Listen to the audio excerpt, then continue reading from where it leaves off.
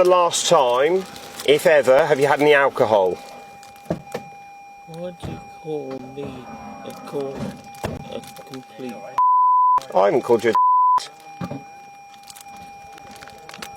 When was the last time you had any alcohol, Malcolm? What did you call? Okay. Malcolm, I'm going to make a requirement for you to provide me with a specimen of breath because you've been involved in a road traffic collision. Failing the breath test or failing to do the breath test will leave you liable to arrest. Okay? So what I need you to do, I need you to make a seal around this tube and blow until I say stop. Alright? Do you understand? Why did you call me a... Malcolm, I didn't call you a alright? This is the first time I've had a chat with you. I need you to blow into this. Failing it or failing to do it is an offence.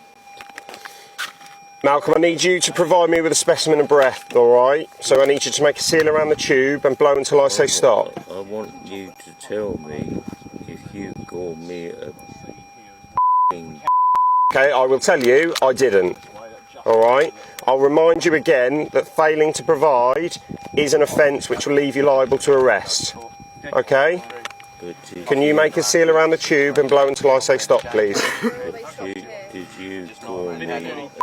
No, I didn't. Okay? Are you going to provide a specimen of breath, Malcolm?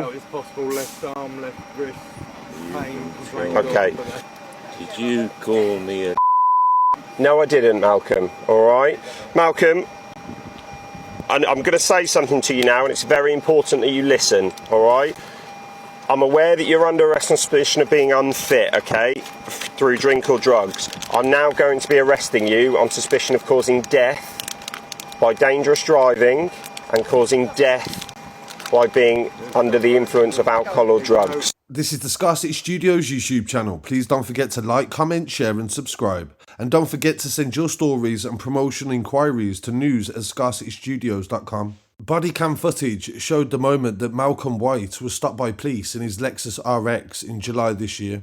The police officer said that he was the drunkest person he'd ever seen behind the wheel, and moments before he had just ran over and killed 20-year-old Fenella Hawes. The police said that he had no idea what he'd done and carried on driving until he crashed into a road sign further on down the road. He also injured a 16-year-old girl. Both of them were just walking home from work, completely unaware of what was about to happen. The death occurred on the A149 Wayford Road in Norwich on July the 31st. The police body cam footage shows that Waite was slurring his words and had drank over a bottle of vodka. The 68-year-old has been jailed for 8 years after pleading guilty to death by dangerous driving at Norwich Crown Court this week. He has also been disqualified for 7 years and must retake his driving test afterwards. The court said that Waite had not stopped after he hit the woman and the teenage girl, but he continued on for another mile before hitting a road sign. When the officers arrived at the scene, they found him sat at the driver's seat, stinking of booze and refusing to take a breath test. He was arrested and taken to University Hospital in Gorleston, where he was assessed. Waite was recorded as having 120 micrograms of alcohol in his breath, and officers calculated this would have been 158 micrograms if it was taken at the scene. The limit is 35 per 100 millilitres of breath. PC Callum Welchester, who arrested Waite, said, "I've been a PC for over 10 years and I've worked in policing on the road for 6, and he was the drunkest person that I've ever seen behind a wheel." During the police interviews, he answered no comment to every question, and the victim's mother, Margaret, said, "Every day I sob when I wake up, throughout the day at random times, for no reason, and when I go to bed at night, I picture her walking along, so happy, carrying sunflowers for me, and then she was hit by a car. I sob because I will never see Fenella again. I will never see her radiant smile or hear her laugh." She said, "I cry for the future that she doesn't have because a drunken person chose to get behind a car wheel and drive knowing that he could have killed somebody. And indeed, that day he did. It was my 20-year-old daughter."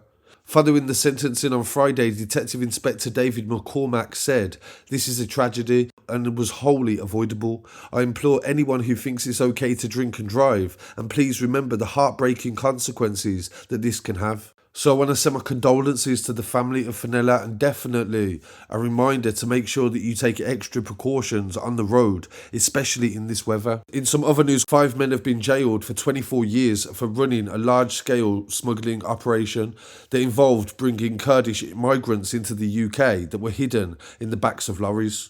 Manchester Crown Court heard how Tariq Namik, 45 from Oldham, headed up the organised crime group, and it was subject to an NCA investigation as far back as 2017. They said it was a very sophisticated operation and it was lucrative, and they made a lot of money transporting the migrants from Iraq and Iran and had connections with other smugglers overseas. Working with him was Hajar Ahmed from Manchester and Saran Saleh from Stoke, and they would coordinate the UK part of the operation. Habib Gida from Stoke would act as an escort to some of the migrants when they was in the UK, and Hardy Alizada from Nottingham travelled to Europe to coordinate the transport. The gang operated the enterprise using lorry drivers coming from Turkey. Recordings found that Namik's phone suggested he had been involved in smuggling at least 1,900 people from the Balkans into France and also Germany, and this was over a 50-day period. It said they charged €1,800 per migrant, and the group would offer 2 separate means of getting to the UK, and some of them would incur extra costs. The first escorted method would see individuals collected by a lorry driver in France or Belgium and hidden inside the lorry, and they would be met by an escort once they arrived in Dover. They would then be taken to their final destination, and they was caught red-handed in November 2017 after the NCA stopped a car on the M26 in Kent. They also found other attempts to bring migrants into the country as well, and they caught them at border controls in Calais. The police finally dismantled the operation in April 2018. All 5 of them admitted the charges during a series of previous hearings, and on the 9th of December this year, they were jailed for 23 years collectively at Manchester Crown Court. Tariq Namik failed to attend court and he's wanted as well. The NCA branch commander said that they dismantled a sophisticated crime operation, and the criminal group sought to subvert the UK asylum system for financial gain. And finally, in this other story from the website, Birmingham police have raided chop shops in the east of the city and found stolen vehicles in the Borster Heath area. The Vehicle Crime Task Force said that they raided an industrial unit that was used to break down stolen cars. Police found the 3 stolen vehicles, and one of them was a stripped high-performance Jaguar. All of the vehicles have been taken in burglaries from around the West Midlands over the last few months. And they said this is part of Operation Calibre, which is an operation that has been going on for over 2 weeks. So really appreciate you joining me for these updates, and please don't forget to check out the website scarcitystudios.com, follow on social media at Scarcity Studios, and I'll be back again very shortly with some more news. In the east of Birmingham, where we've so far confirmed that we've got 3 stolen vehicles. One of them has been stolen by means of a nasty burglary. These are all recent stolen vehicles which are being rendered for parts. There is extensive storage areas around the facilities here where these parts are being stored for onward sale for good profit.